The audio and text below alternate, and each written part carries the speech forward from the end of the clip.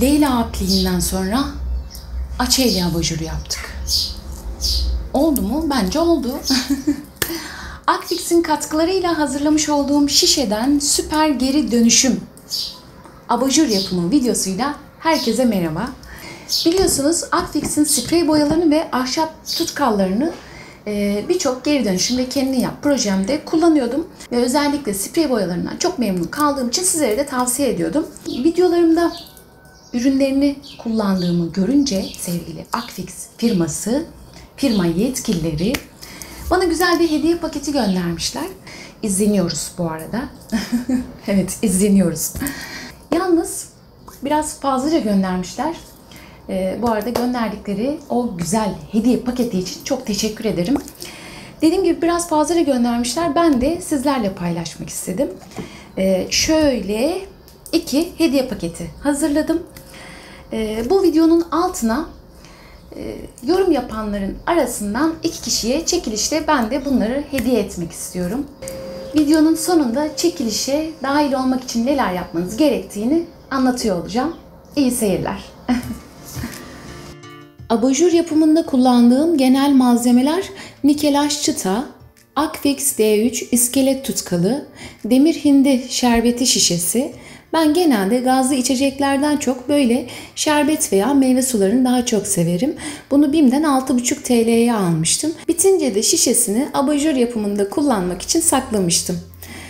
IKEA dekoratif kırma cam, yani benim meşhur ayna kırıklarım. Akfix 705 ikili hızlı yapıştırıcı, mukavva, aynalı parlak fon karton gümüş renk, siyah simli eva ve anahtarlı fişli abajur kablosu. Videonun açıklama kısmına tüm malzemeleri yazacağım. Yine ulaşabileceğiniz yerlere dair bilgileri de videonun açıklama kısmına ekleyeceğim. İlk olarak abajurun alt kısmını yapmaya başladım. Şişenin üzerindeki etiketi söktüm ve güzelce temizledim. Bu arada tutkalın cam üzerinde iyi tutunup tutunmadığını denemek için bu gördüğünüz kavanoza az miktar sürüp üzerine de birkaç tane camlardan serpiştirmiştim. Kurudu ve kontrol ettim.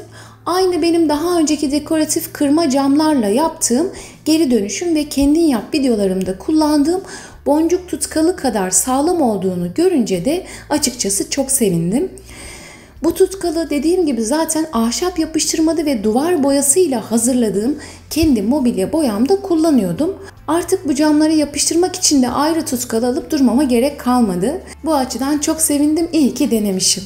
Şişenin içerisine akvaryum taşlarından biraz koydum ki ağırlık yapsın. Aslında abajurun alt kısmında şıkırtılı bir şeyler istemeyenler bu şekilde de bırakabilir. Yani şişeye akvaryum taşı, deniz kumu, deniz kabukları veya çakıl taşları gibi koyup bu şekilde de bırakabilirsiniz. Bu kısmı tamamen sizin hayal gücünüze kalmış. Taşları yapıştırmaya başlamadan önce abajur kablosunun bir kısmını videoda gördüğünüz gibi gümüş renk bant kullanarak bantladım ve şişenin ağız kısmına geçirip sıkıştırdım.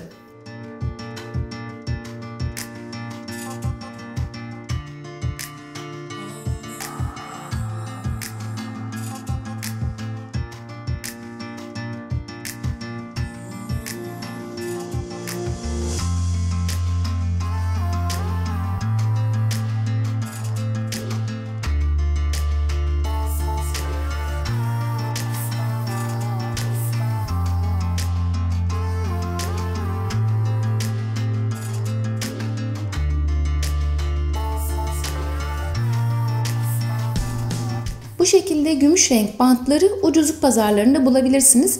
Ben bunu bir ara ucuzluk pazarından 7 TL'ye almıştım. Evet, daha sonra kabloyu Akfix ikili hızlı yapıştırıcısını kullanarak videoda gördüğünüz şekilde şişeye yapıştırdım. Bu işlemi yaparken yavaş hareket ettim. Videodaki hıza aldanmayın.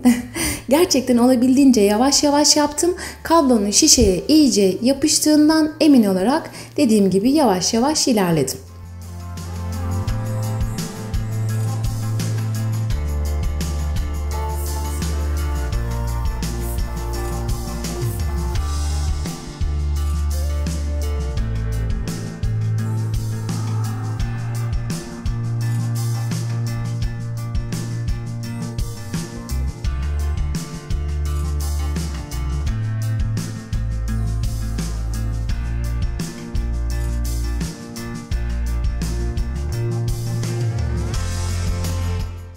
boya yapıştırma işleminden sonra sırada şişeyi süslemek var.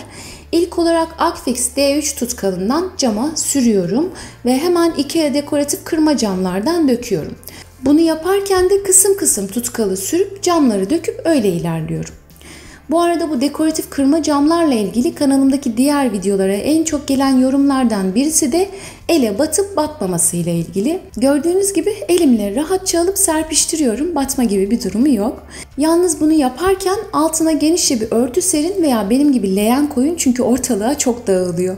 Bu şekilde bir kat tutkallayıp camları döktükten sonra kendi halinde kurumaya bıraktım. Tutkal ilk etapta beyaz görünüyor ama kuruyunca şeffaflaşıyor. Tamamen kuruduktan sonra bir kat daha aynı şekilde tutkal sürdüm ve dekoratif kırma camlardan döktüm. O da tamamen kuruduktan sonra bir kat daha tutkalı komple sürdüm ve bu kez cam dökmeden bıraktım. Bunu yapmamın nedeni ise camların daha iyi yapışıp dökülme yapmaması içindir. Abajurun alt kısmı kururken şapkasının yapımına başladım. Bu şapkayı daha önce yani bir yıl kadar önce yapmıştım. Videosunu izleyenler hatırlarlar. Bu kez biraz daha profesyonel bir şapka yapalım dedim ve o nedenle de bu şapkayı söküp onun mukavvasını kullandım. İlk olarak hemen ölçüleri vereyim size. Mukavva, siyah simli eva ve parlak fon karton gümüş renk.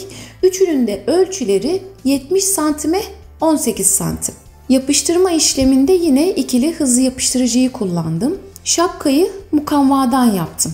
İç kısmına parlak fon kartonu, dış kısmına da siyah simli evayı yapıştırıp şapkanın üst ve alt çevresine de nikelaj çıtayı geçtim.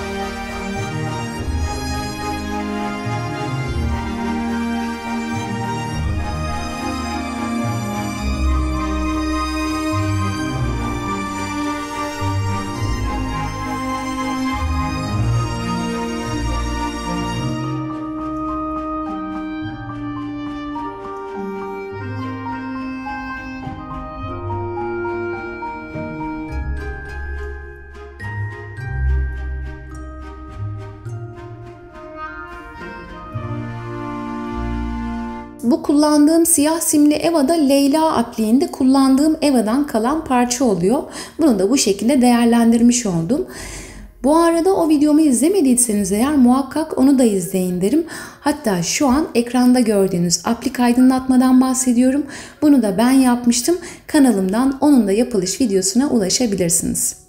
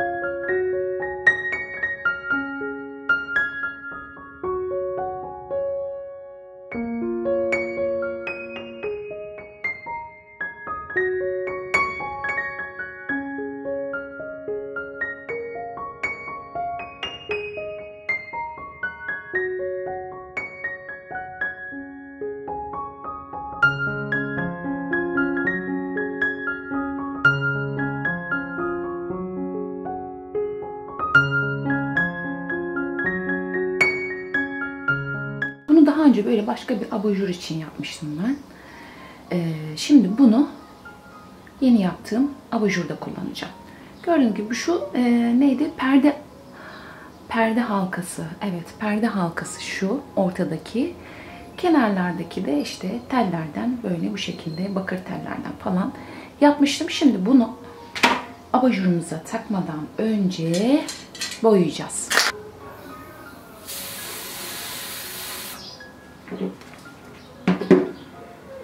Evet, biraz küçük geldi. O yüzden ben de bu kenarlarına alüminyum folyo geçtim. Şimdi şöyle yavaşça. Şimdi daha iyi oldu. Tam hizalayacağım.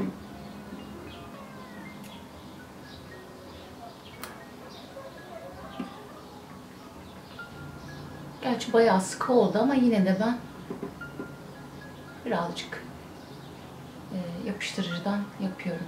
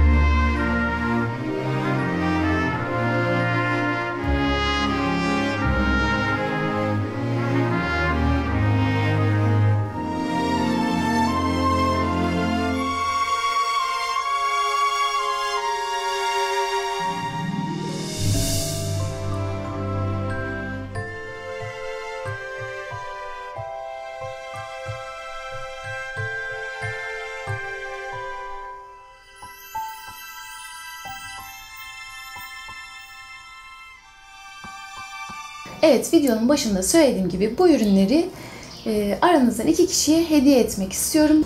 Bunun için yapmanız gerekenler motor geçsin. Pamuk yapma, pamuk yapma, pamuk. Videomu sabote etme, pamuk. Lütfen. Çekilişe dahil olmak için kanalıma abone oluyoruz. Videoyu beğeniyoruz ve yorum yapıyoruz. Hepsi bu kadar. Ayrıca bir de videonun açıklama kısmına Akfix'in kendi YouTube kanalının linkini de ekleyeceğim. Oraya da abone olursanız çok mutlu olurum. Son katılım tarihi olarak da 24 Mayıs diyelim. Yani 10 günlük bir süre olsun. Tabii şu anki ben videoyu çektiğim tarihe göre bakıyorum. 10 günlük süre. Evet, 24 Mayıs'a kadar, 24 Mayıs gece saat 12'ye kadar katılım yapabilirsiniz. Evet, hepsi bu kadar. Videoyu izlediğiniz için çok teşekkür ederim. Değerli yorumlarınız için de çok teşekkür ederim. En kısa sürede yeni videoda görüşmek dileğiyle. Aşk ile kalın. Benim videomu bugün hep sabote ettin. Hep sabote ettin benim videomu sen. Pamuk Hanım. Buldun yine oyuncaklarını değil mi? Buldun yine oyuncaklarını değil mi? Hı?